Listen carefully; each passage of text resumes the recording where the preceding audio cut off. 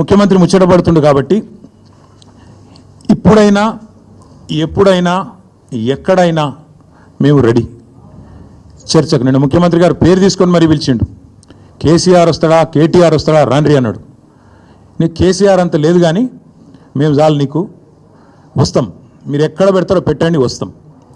కాకపోతే మేమంటే ఎప్పటికప్పుడు రెడీగా ఉంటాం, ఎందుకంటే ఇలా 10 ఏళ్ళు మునిగి తేలిన వాళ్ళం కాబట్టి మేము ఎప్పుడు రెడీ. కాకపోతే మీకు కొద్దిగా ప్రిపరేషన్ టైం కావాలి, మాకు తెలుసు. ఎందుకంటే మీ మంత్రులు గతంలో కూడా మేము శాసనసభలో మీరు ప్రతిపక్షంలో ఉన్నప్పుడు కూడా చర్చ పెడతామంటే మేము ప్రిపేర్ అయ్యి రాలేదండి అంటారు. ముఖ్యమంత్రి గారు అయితే ఆయనకు తెలుసు, మీకు పాపం బూతులు తిట్టడమేమో ఈజీ, చాలా ఈజీ కదా. బూతులు మాట్లాడడము, డైలాగులు కొట్టడం, గుడ్డలు ఉడదీస్తా అనడము, గుడ్డలు ఉడదీస్తేనే ఇందిరమ్మ గొప్పతనం తెలుస్తుంది అనడము, ఇవన్నీ చాలా ఈజీ.